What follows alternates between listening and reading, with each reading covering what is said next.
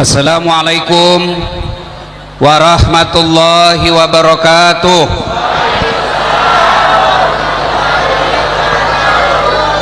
Alhamdulillah, alhamdulillahi rabbil alamin, wa bihi nasta'inu ala umurid dunya waddin. Ashhadu an la ilaha illallah wa ashhadu anna muhammadan abduhu wa rasuluh. Allahumma salli ala sayyidina Muhammad wa ala alihi wa sahbihi ajma'in. Amma ba'd. Faqad qala Allah subhanahu wa ta'ala fi kitabil karim. Bismillahirrahmanirrahim. Ya ayyuhalladzina amanu dukhulu fis silmi kaffatan wa la tattabi'u khutuwatis syaitan innahu lakum aduwwum mubin. Wahai orang-orang yang beriman, masuklah engkau ke dalam Islam secara sempurna, bukan Islam pencitraan, bukan Islam pilkada, bukan Islam pilcaleg. Masih ingat waktu pilcaleg dulu toh? Itu caleg langsung penampilannya kala-kala ustad, sudah dipilih hilang lagi. Ada begitu di Samarinda? Kau salah, kenapa kau pilih? Jangan Islam seperti itu. Islam pencitraan, Islam tipu-tipu. Islamlah secara benar, dan janganlah engkau ikuti langkah-langkah setan, karena sesungguhnya setan itu musuh yang nyata bagi kalian. Ketika Bapak Ibu mendapat undangan acara ini, setan berusaha agar kita tidak datang dengar ceramah. Ibu bapak perlu tahu, setan itu paling tidak senang kalau kita dengar ceramah. Kenapa? Bocor rahasianya. Maka setan berusaha, tidak usah kau datang, banyak pembelimu, tutup ruko, rugi kamu, tidak usah kau datang, jam tidur, lebih kau tidur siang. Alhamdulillah, setan yang ada di rumah berhasil kita kalahkan, bisa hadir di tempat ini. Apakah setelah duduk di tempat ini setan menyerah? Tidak. Nagoda aku lagi, jam aku dengar ceramah, pegang HP-mu, pegang HP-mu. Jadi orang yang pegang HP sekarang ini adalah sesungguhnya golongan orang-orang kena godaan setan. Bagaimana kau mau dengar ceramah sibuk begini? Sudah dikasih tahu masih juga dia pegang. Itu sana. Saya doakan suamimu kawin lagi. Ya, hati-hati kok. Ustaz ini musafir lagi dengar dakwah, doanya pasti makbul. Ya Allah, bukanlah pintu jodoh suami ibu-ibu yang pegang HP-nya. Kenapa bapak kami? Simpan dulu HP-nya, disimpan dulu, bisa? Bisa, simpan dulu ya. Sebentar. Kalau ibu yang rekam, gambarnya kabur, suaranya bising. Tapi kita mau dengar nanti Ustadz. Ini ada kamera saya bawa ini. Ini yang pegang kamera lagun dulu. Ini yang pegang kamera di. Saya bawa umroh. Nih dengar ya. Ustadz, kau bawa pulang kameramu Ustadz. Tenang, nonton YouTube. Isra Mi'raj Nabi Muhammad sallallahu alaihi wasallam, Kajati, Kalimantan Timur. Ibu-ibu, aku kasih tahu kini bu, ibu, dengar, pak dengar ya. Kalau masjid, panitia masjid Islamic Center bikin Isra Mi'raj tidak biasa. Kenapa? Memang kerjanya itu. Kalau majelis ulama Kalimantan Timur bikin Isra Mi'raj tidak spesial. Kenapa? Kerjanya memang ulama. Tapi kalau jaksa bikin Isra Mi'raj, ini baru luar biasa. Kenapa? Bukan kerjanya. Jaksa itu kerjanya menuntut perampok. Jaksa itu tangkap koruptor, tapi tidak pilih-pilih. Bukan di sini. Masya Allah. Pak Kajati, saya kasih tahu bapak ini ya.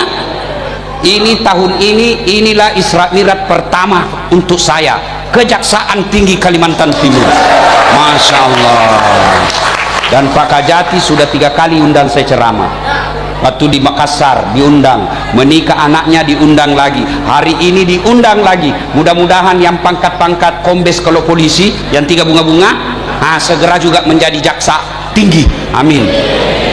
Kita doakan para jaksa yang hadir di tempat ini, insya Allah jaksanya akan memudahkan masuk ke dalam surga. Wa qala idzan bismillahirrahmanirrahim. Innallaha wa malaikatahu yusalluna 'alan nabi. Ya ayyuhalladzina amanu sallu 'alaihi wa sallimu taslima. Sesungguhnya Allah dan para malaikatnya bersalawat kepada Rasulullah Muhammad sallallahu alaihi wasallam, maka wahai orang-orang yang beriman, bersalawatlah kalian kepada Rasulullah dengan sebaik-baik salawat. Suatu kali Nabi lagi duduk-duduk dengan malaikat Jibril. Tiba-tiba Nabi melihat ada malaikat lebih 1.000.000 jari-jarinya. Ibu-ibu, berapa jari-jarinya, Bu?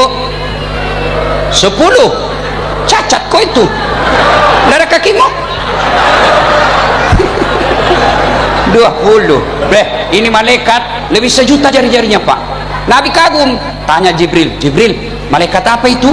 Banyaknya jari-jarinya? Jibril menjawab, ya Muhammad, itu malaikat pencatat air hujan. Ada yang bisa catat air hujan? Ada? Mana? Tidak ada. Kenapa? Jumlahnya banyak, jatuhnya rame-rame, dan laju. Mana bisa dicatat banyaknya itu? Lalu Nabi bertanya kepada malaikat itu, wahai malaikat, betul kau mampu mencatat air ketika hujan? Dia bilang, iya, ku catat yang jatuh di Sungai Mahakam. Itu tadi tuh di Sungai Mahakam saya lewat, banyaknya itu pengangkut batu bara. La haula baik, kaya memang ini Kaltim. Tapi kenapa masih banyak jalan bolong-bolong?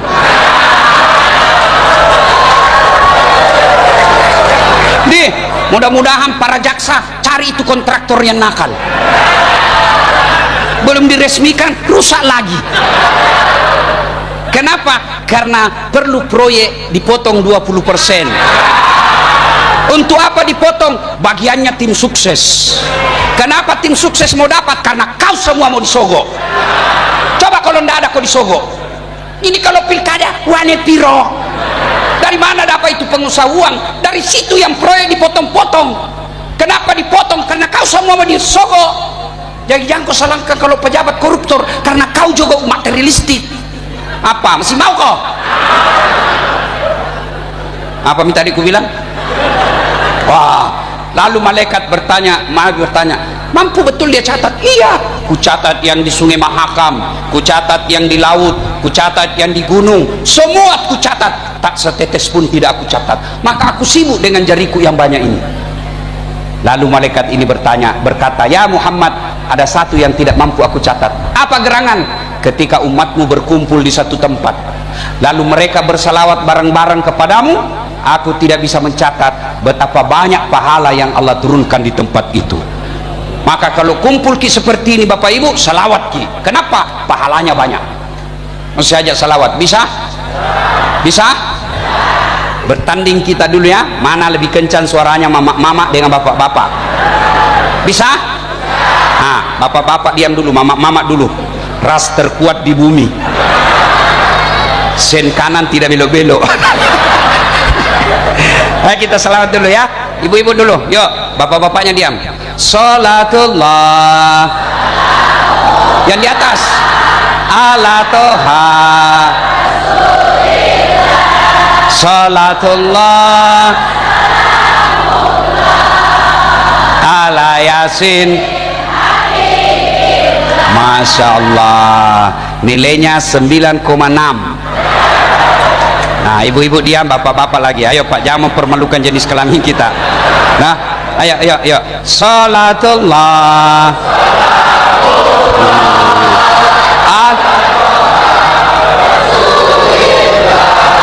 salatullah ala yasin. Masya Allah, nilainya 9,8. Nah, ibu bapak semua diam, kita dengar Pak Kajati dan stafnya. Kau diam kau, kita dengar Pak Kajati. Ayo ini semua. ya Pak ya, ayo Pak Waka, ya salawat sama-sama Pak. Ayo Pak Haidar, ayo salawat, kita mempermalukan jaksa. Ayo salat Allah Rasulillah, salatullah mullah ala yasin. Ya, nilainya 9,9. Beliau yang undang saya. Kalau sedikit nilainya nanti dikurangi honorku. Masya Allah. Pak Kajati, saya pernah salah menerima honor di Makassar. Jadi kan saya kalau di Makassar biasanya 2 ceramah saya 1 malam. Selesailah acara saya yang pertama, Ibu, saya buru-buru kejar acara kedua. Begitu saya mau ke mobil, dia bilang panitianya, Ustaz tunggu dulu Ustaz. Panitianya MC protokol, Ustaz tunggu dulu Ustaz. Kenapa Dek? Tunggu dulu Ustaz. Sampai dekatku nak cabut amplop, langsung ku sambar Pak. Kan malu-malu kita kalau lama kok. Tidak mungkin juga saya lihat, saya buka di dalamnya, nah lihat ke orang langsung masuk. Duduklah saya di mobil, saya bilang sama sopirku, Alhamdulillah dapat rezeki kita malam ini Dek. Ku cabutlah itu ampulku. Astagfirullah, salah kasih panitia Bu. Apa nak kasih Kak? Susunan acara. Allah karim. Pak Kajati ini jangan dicontoh Pak. Ini contoh yang jelek ini Pak. Ayo sama-sama kita selawat. Salatullah ala toha rasulillah. Salatullah ala yasin. Alhamdulillah. Bapak Ibu saudara-saudara sekalian teristimewa, Bapak Kepala Kejaksaan Tinggi Kalimantan Timur beserta keluarga besar kejaksaan dan istri yang hadir di tempat ini, yang insya Allah dimuliakan dan dirahmati Allah Subhanahu wa Ta'ala. Ibu bapak, hari ini kita peringati Isra Mi'raj. Isra Mi'raj ini ada 2 kata, 1 Isra, 2 Mi'raj. Isra perjalanan Nabi dari Masjidil Haram ke Masjidil Aqsa di Palestina, itu namanya Isra. Ya, kenapa Nabi dikasih ke Masjidil Haram, ke Masjidil Aqsa? Kenapa?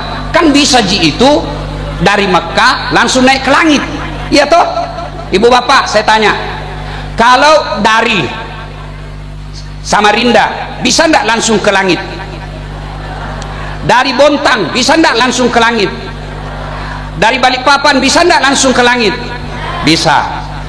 Kenapa Nabi saja dari Mekah langsung naik ke langit, kenapa mesti ke Masjidil Aqsa dulu? Dijawab Allah dalam Al-Quran, linuriyahu min ayatina. Saya ingin kasih lihat kau tanda-tanda kehidupan yang banyak berlaku sampai sekarang. Jadi dari Mekah ke Masjidil Aqsa itu Nabi diperlihatkan karakter-karakter manusia. Tidak semua, kan banyak karakter manusia, tapi tidak semua dikasih contoh dalam perjalanan itu. Hanya kecil saja keping-keping kehidupan yang Allah jadikan pelajaran dalam Isra Mi'raj itu. Kenapa? Karena penting itu masalah yang dikasih contoh. Tapi ibu baru tahu dulu, Nabi Isra Mi'raj itu disebut tahun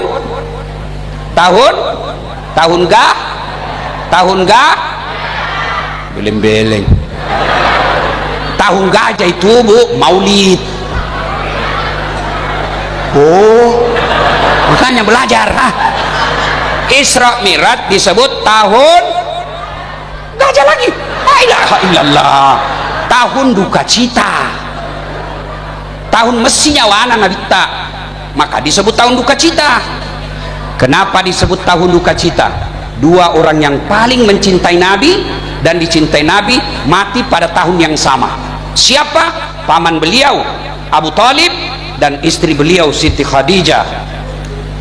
Sampai sedihnya Nabi ditinggal istrinya. Nabi sampai berkata waktu meninggal Khadijah, barang siapa seorang istri meninggal dunia lalu suaminya berduka terus mengenang kebaikan istrinya, maka itu ciri-ciri perempuan itu pasti masuk surga. Dengar ibu, ya aku pura-pura tidak dengar. Woi, dengar. Diam.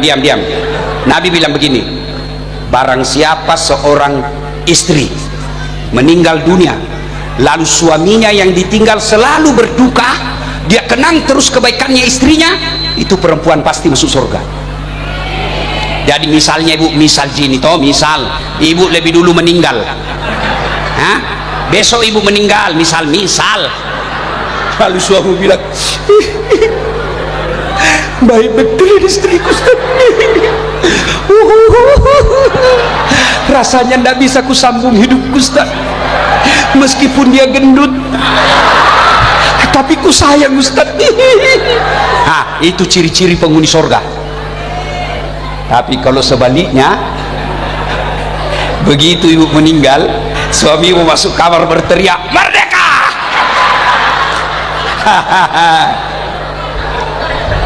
Ibu-ibu jaksa, ada ibu jaksa di sini? Apa namanya itu? Ibu Darmaka. Ada begitu? Ada istri jaksa di sini? Ibu mau nggak gampang masuk surga? Mikir nih. Mau nggak ibu? Taati suamimu. Bu, andai saja kau lihat itu namanya di ipaitakko, dikasih lihat kok surga neraka, maka kau andai saja sudah kau lihat itu api neraka, kau lihat itu surga, kau pasti bilang, ambil nih suamiku, saya masuk surga. Tapi sayang ibu-ibu jarang dengar kisah neraka dan surga. Dia lawan suaminya. Apa? Datang suaminya kodong pengadilan, nak kompori, bodoh memang tongko kau. Masa itu temanmu baru 2 tahun jaksa, deh gelangnya kayak pelek sepeda. Itu kau lamamu mau jadi jaksa penuntut umum, masa itu pengusaha batu bara pakai kos situ. Masa tidak bisa kau dapat kangak gelang dari kasusmu? Ini nanti suaminya kalau masuk neraka, istrinya dulu di blender. Iya, berapa banyak kasihan aparat penegak hukum dipermalukan gara-gara istrinya yang tidak mensyukuri penghasilan suaminya. Tenang kok Pak, saya bela kok. Bu, dengar ini baik-baik Bu. Kok pura-pura tidak dengar?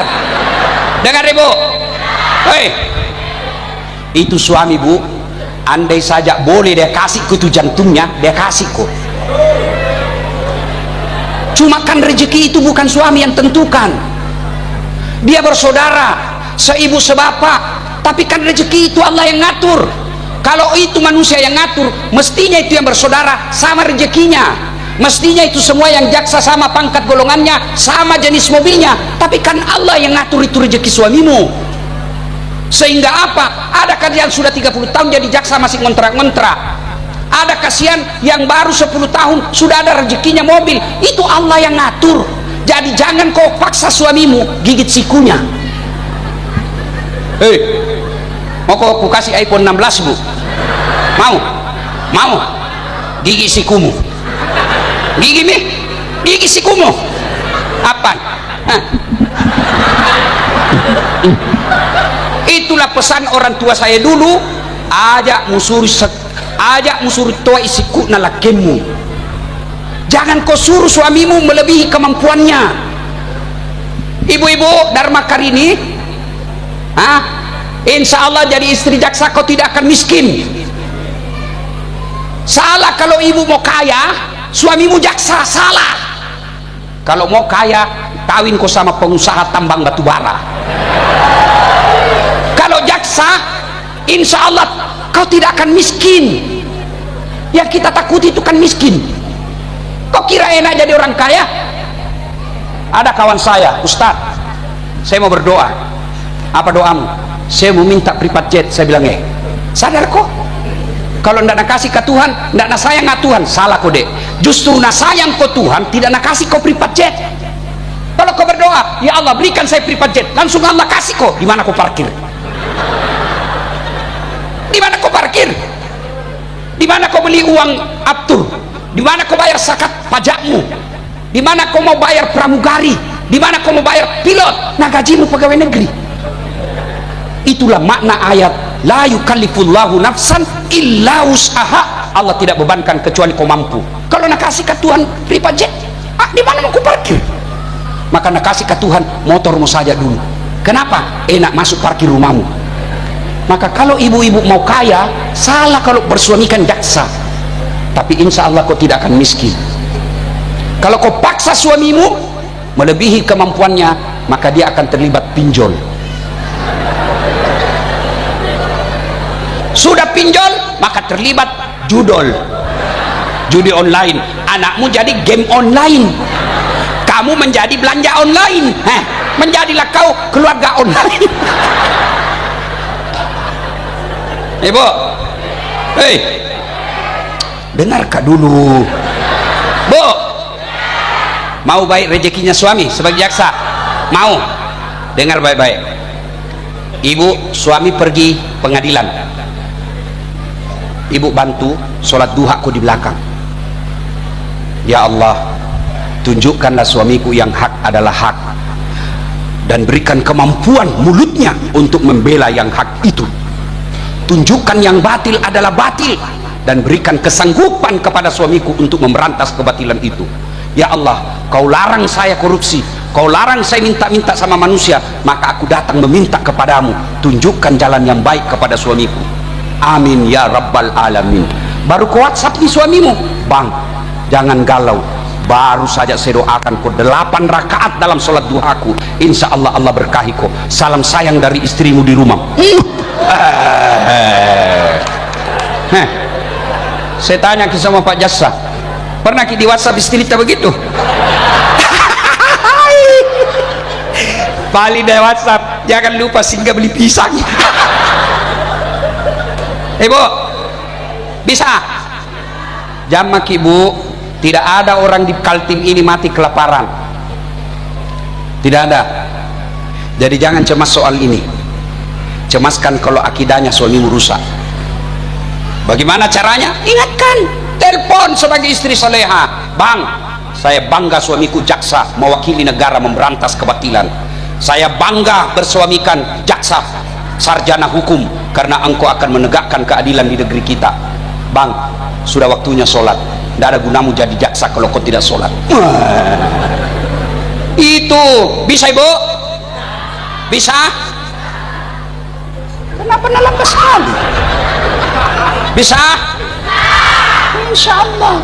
Kalau begini sifatnya ibu, tidak ada alasannya Tuhan tidak kasih masuk di surga. Cuma kalau datang suami tak kita maki-maki, bodoh memang kau.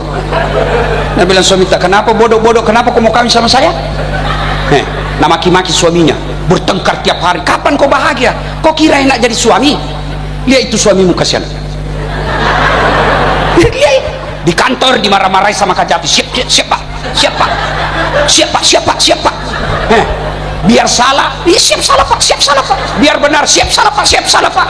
Datang suami istrinya, kenapa kau tidak lawan? Apa mau dilawan? Nah dia pimpinan. Kau kira enak jadi suami? Sampai lagi di pengadilan kadang-kala kasihan diteror, sampai lagi di jalan warung kopi baru mau masuk semua orang sangka buruk, mau lagi ditraktir, di jalan lagi, lewat lagi, kasihan penuh asap. Kau di rumah tinggal. Maka ketika kau durhaka sama suamimu, jangankan masuk surga, baunya surga kau tidak dapat. Bagaimana pak? Puas mito? Sebenarnya saya tidak mau bahas ini bu, cuma bapak-bapak pesan, jadi jangan salahkan saya.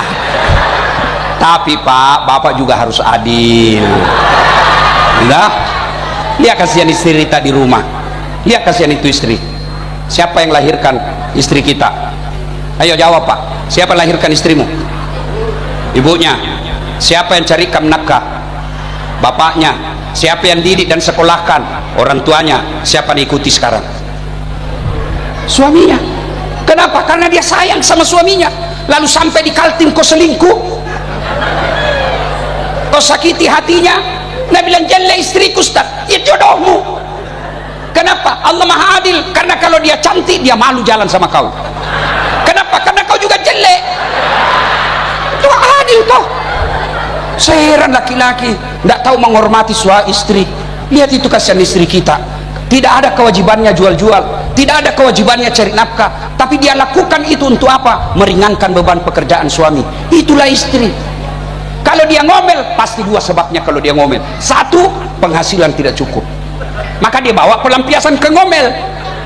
Yang kedua, bapak jarang belikan perhiasan. Iya toh bu? Dengar, tidak percaya Pak Kajati, dengar baik-baik, biar suami tidak pulang yang penting ada ini uang dia cari Pak. Jadi masalah kita jadi suami jarang pulang, tidak bawa uang pulang, pasti ngomel.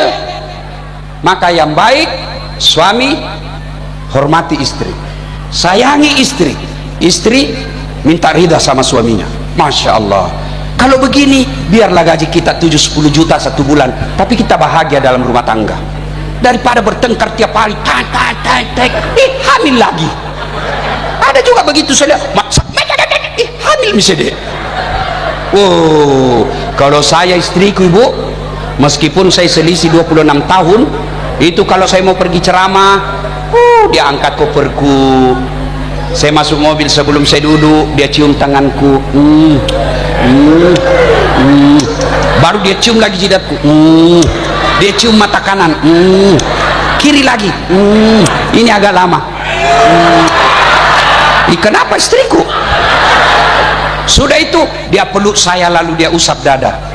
Ustadz, ridhoi saya, meskipun semalam saya bertengkar dan marah, pasti dia bilang Ustadz ridhoi saya. Bu, ibu-ibu di rumah, bapak-bapak sekalian, ketika bapak mau keluar rumah, jangan lupa peluk dan minta maaf kepada pasanganmu. Kita tidak tahu ajal menjemput di jalan. Ada kawan saya baru-baru ini di Jakarta, masih aktif, malam hari masih di grup WhatsApp, masih dikirim videonya bercanda di warung kopi.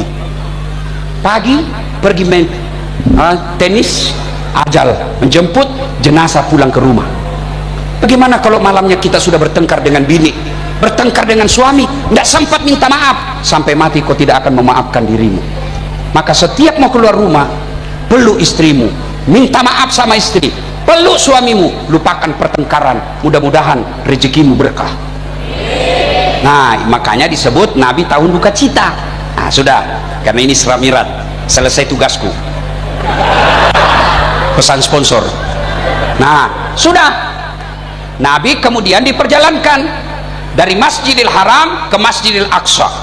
Apa saja dilihat Nabi? Satu, ada Nabi lihat orang, dia tangannya manusia, kakinya manusia, kepalanya anjing. Badan ini manusia, kepalanya anjing. Kata Nabi, Jibril, siapa itu Jibril? Itulah umatmu yang menerima sogo dan memberi sogo. Ini pilkada kemarin ini. Saya dengar kabar di Kaltim ini satu suara mahal. Dengar yang sudah terima uang sogo, dengar kau ini. Kalau mau bertobat, kembalikan uangnya orang. Saya serius ini Pak, saya serius.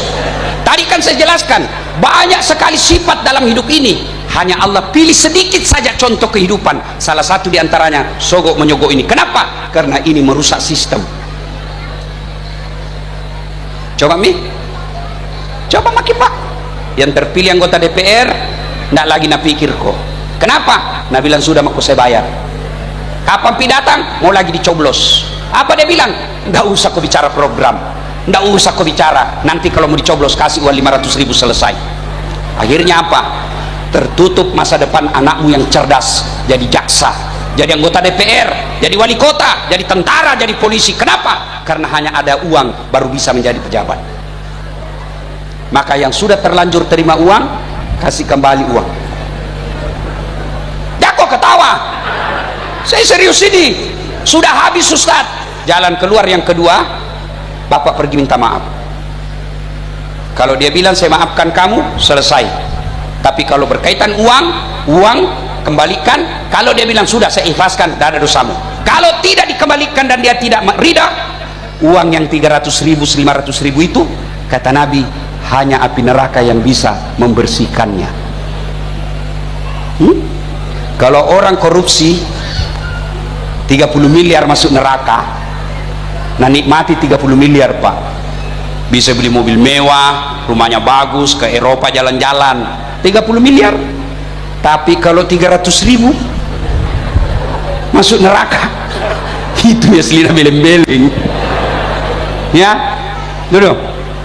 Termasuk Maafkan saya, bapak ibu yang jadi pegawai negeri karena nyogok. Jumhur ulama, mayoritas ulama mengatakan selama gaji itu kau terima, selama itu kau makan uang haram. Jadi kalau jadi polisi, jadi ASN nyogok, tidak bisa orang Ustaz. Saya bisa jadi pegawai, berapa kak bersaudara jadi pegawai negeri, tidak ada yang nyogok, uang fotokopi saja. Kalau mau daftar, ibu bapak sholat hajat, minta sholat tengah malam, 40 malam kau tahajud berturut-turut, masa Allah tidak kasih kau? Nah, Allah sudah katakan ud'uni astajib lakum, minta kau kepadaku pasti saya kabulkan. Kalau tidak dikasih berarti yang kau minta tidak baik. 2014 yang lalu di Makassar, saya ikut pilwali Makassar, 10 pasang calon. Kalau Ustaz tidak, cuma yang menang lebih banyak suaranya. Padahal doa saya, tahajud saya. Allah tahu, dah saat yang mau ku jadi wali kota, setengah mati ku hormat. Datang Kapolres hormat ku, siap komandan. Datang Kapolda, siap jenderal. Datang presiden, siapa presiden. Sekarang saya jadi ustad, mereka semua yang hormat sama saya. Allah kasih yang terbaik. Jadi adik-adikku sekalian para jaksa, jangan kau menyogok untuk dapat jabatan.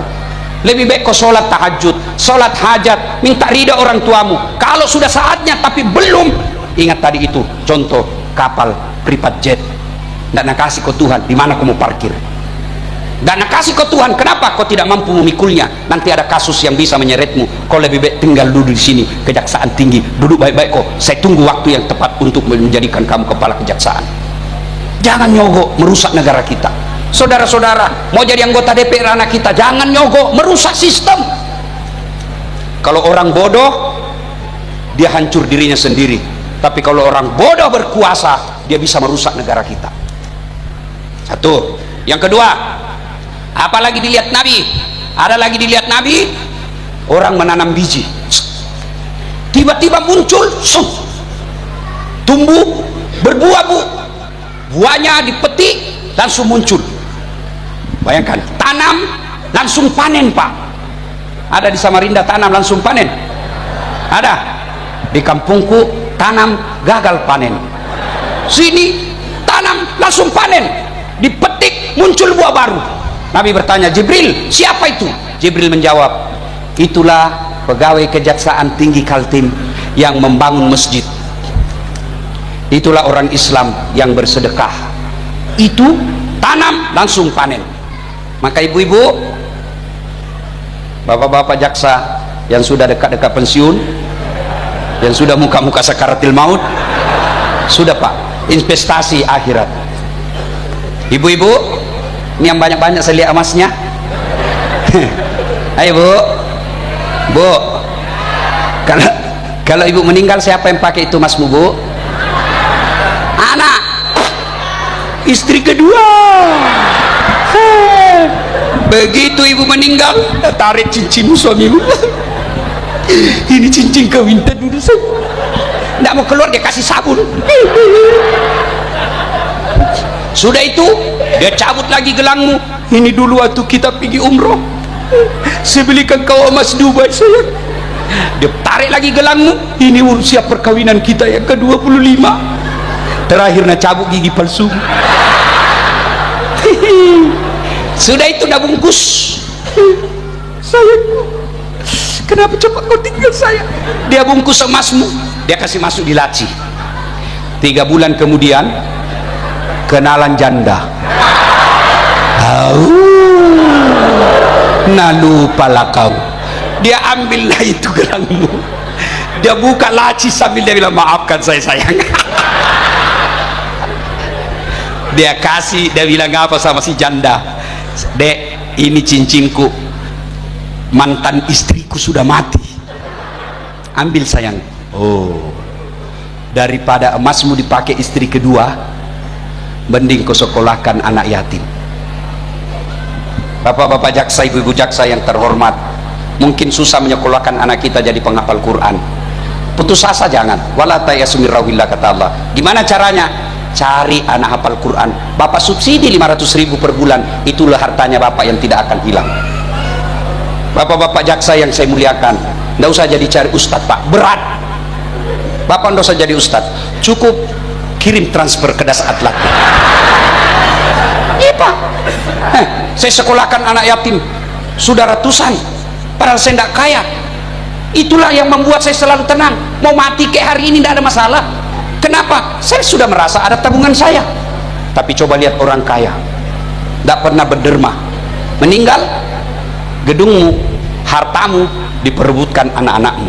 Iya, kalau anak kita anak baik, anak tak baik tapi menantu tak kurang ajar.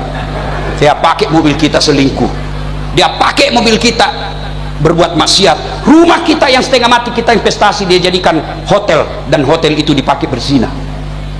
Bersedekahlah, dan demi Allah tidak ada orang bangkrut gara-gara sedekah. Ibu-ibu punya masalah, sedekah, tidak usah curhat di Facebook.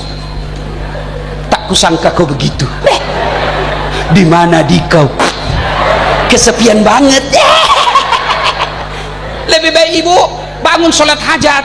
Ya Allah, ini ada duit 100.000, ada uang 5 juta ya Allah, saya bawa ke panti asuhan, tolak bala, mudah-mudahan suamiku terhindar dari maksiat wanita jahat. Bismillah, kasih, insya Allah suamimu yang jaga, Allah yang jaga suamimu. Cuma yang jadi masalah kalau suami juga bangun sholat tahajud, ya Allah ada duitku 5 juta, capek sudah saya lihat istriku marah-marah aja kerjanya, ya Allah ini ada 5 juta, tolak bala ya Allah. Nabi bilang, malaikat yang mana ini dikabulkan doanya. Yuk sedekah. Dan tuan-tuan perlu sadar, sedekah tidak mesti duit. Apa sedekahnya para jaksa? Tegakkan keadilan seadil-adilnya. Jangan salahkan orang yang benar, jangan benarkan orang yang salah. Barangkali kalau bapak membela pengusaha, ya barangkali anggaplah benar bapak dikasih duit 5 miliar, tapi 5 miliar itu barangkali di hadapan Allah membuat anak kita jadi pesina, membuat istri kita kepala batu. Tapi bapak membela penjual jual sayur yang salah, kasihan, barangkali dia cuma datang bawa 3 liter gula, tapi itu ikhlas, seikhlas-ikhlasnya dia datang bawa karena dia senang dibantu. Itu yang membuat Allah tersenyum kepada kita. Itulah sumbangannya para jaksa, menegakkan keadilan. Sumbangannya para dai, ilmumu, berceramalah yang baik, jangan menghasut dan hanya tahu memaki-maki pemerintah. Ada penceramah seolah-olah dia panitia hari kiamat, masuk neraka, masuk surga, kau yang pegang kuncinya. Ada juga begitu, bikin judul ceramah tablik akbar, kesalahan orang-orang yang sholat berjamaah. Kenapa orang berjamaah kau salahkan?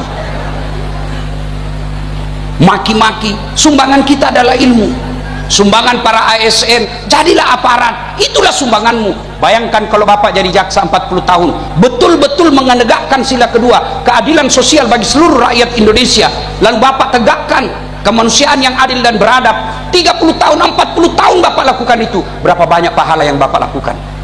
Bisa jadi bapak-bapak jaksa jauh lebih mulia daripada ulama. Kenapa? Khairun nas anfa'uhum linnas, sebaik-baik manusia di antara kalian yang paling banyak manfaatnya buat orang lain. Ada imam mimpin sholat tahajud tiap malam, ngaji tiap hari, tapi di kompleknya tidak ada yang senang. Ada jaksa sholatnya 5 waktu, sunnahnya jarang, tahajudnya jarang, tapi dia selalu menegakkan keadilan. Itulah yang paling mulia di hadapan Allah. Maka merugi kalau bapak punya kuasa tidak menggunakan kekuasaan itu untuk amar ma'ruf nahi mungkar. Waktu terbatas. Kenapa Nabi diisrakan? Isra Mi'raj. Kenapa? Nabi kan lagi berduka. Lalu Allah apa kasih hadiah? Apa yang Allah kasih, Bu? Apa yang Allah kasih? Sholat. Ketika Isra Mi'raj Nabi lagi duka, banyak masalahnya. Nabi tidak dikasih puasa, Nabi tidak dikasih haji, Nabi tidak dikasih zakat, tapi apa Allah kasih? Sholat 5 waktu. Itu artinya begitu ada masalahmu, sholat solusinya. Mana ada orang tidak ada masalahnya? Tunjukkan saya. Ini yang pakai bos-bos kita ini ada semua masalahnya ini kuliah ini. Coba, sudah dari apa sih istilahnya Pak? Asisten, aspidum, tentu mau jadi jaksa tinggi. Sudah jadi jaksa tinggi, tentu mau jaksa agung muda. Sudah jaksa agung muda, mau lagi jaksa agung. Begitu manusia selalu mau. Waktu jadi mahasiswa apa masalahnya? Mau jadi pegawai. Sudah jadi pegawai, selesai tidak? Mau jadi kepala bagian. Sudah jadi kepala bagian, mau jadi kepala dinas. Sudah jadi kepala dinas, selesai, mau jadi sekda. Sudah jadi sekda, mau jadi wali kota. Sudah wali kota, mau 2 periode. Sudah 2 periode ditangkap jaksa. Iya Pak, banyak orang kita lihat begitu toh. Iya, mana ada orang tidak ada masalahnya. Ini malah di depanku semua muka-muka penuh masalah juga sendiri. Ini yang ceramah. Allah Karim. Bapak hanya lihat saya senang-senang ketawa-ketawa, tapi dalam dunia dakwah banyak sekali masalah saya. Ditipulah, Ustadz ini cuma 2 jam, tahu-taunya 9 jam.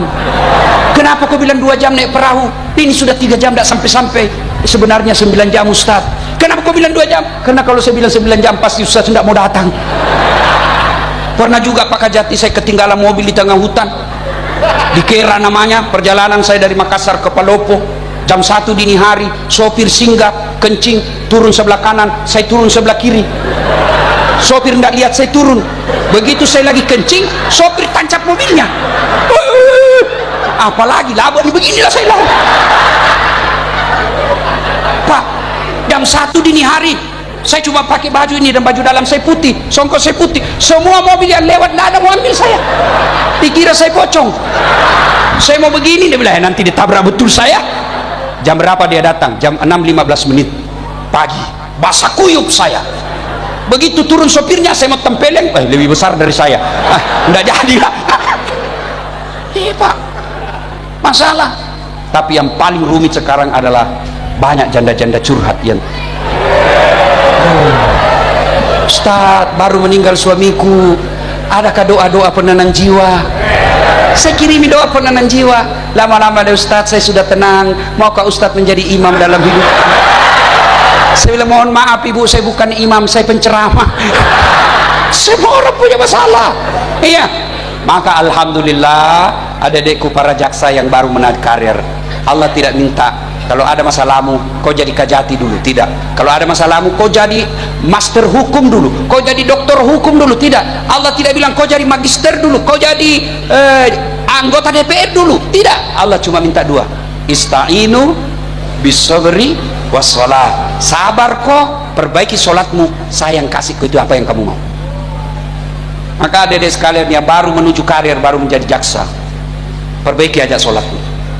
Saya sudah sholat Ustaz, kenapa hidupku susah? Karena kau tidak ikhlas. Hayya 'alas shalah, asar lagi. Kau tidak ikhlas. Saya sholat Ustaz, betul kau sholat tapi tidak ikhlas, main-main. Sholatnya ini. Ya kena.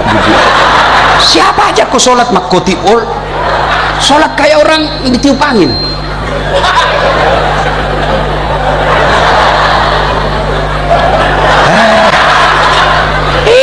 Kau ketawa karena kau begitu semua. Ya kau sholat tapi kau tidak ingat Allah. Apa yang kau ingat? Uang. Allahu Akbar. Tadi 200.000, beli bensin 50.000, beli pulsa 50, mana 100 ini? Allah. Kau ketawa karena begitu ke semua. Maka kalau sudah begitu kejadiannya, tingkatkan datang berjamaah di masjid. Karena kalau berjamaah di masjid, gangguan-gangguan seperti itu insya Allah hilang. Itu fungsinya kenapa Kejaksaan Tinggi ada masjid di kantor ini. Tujuannya apa? Supaya para jaksa minimal datang ke tempat ini berjamaah. Bapak ibu saudara-saudara sekalian, ingin rasanya berlama-lama, tapi waktu jualah yang membatasi kita. Terus masih bisa 2 jam? Serius?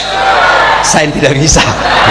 Saya harus balik Bu, karena pesawat saya kembali ke Makassar jam 6. Saya ini hanya datang sehari karena menghormati undangan jaksa. Kalau jaksa undang saya dan polisi, apapun saya akan datang. Kenapa? Karena beliau-beliau inilah penegak hukum. Harus bagus imannya. Biar saya bilang jangan narkoba, anak muda tambah jadi narkobanya. Tapi kalau Dirintel sebarkan anggotanya, kau tangkap pengedar, bisa selesai narkoba dalam 1 malam. Jangan korupsi, korupsi malah nak kasih keuannya. Tapi kalau jaksa berantas korupsi, bisa selesai dalam 1 hari. Maka kita harus dukung. Kalaupun ada sesuatu yang kita lihat tidak baik, itulah namanya oknum. Tidak semua baik, tidak semua baik, pasti ada. Ustadz juga begitu toh. Cuma biasanya kasihan kalau jaksa salah dibilang oknum, kalau polisi salah dibilang oknum, kalau ustaz tidak dibilang oknum. Mudah-mudahan kehadiran kita semua mendapat berkah.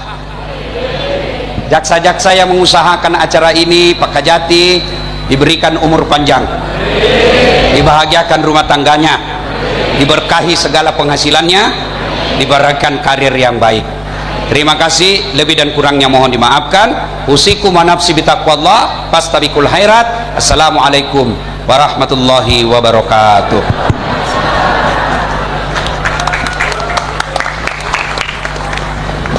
Dilanjutkan dengan doa bersama.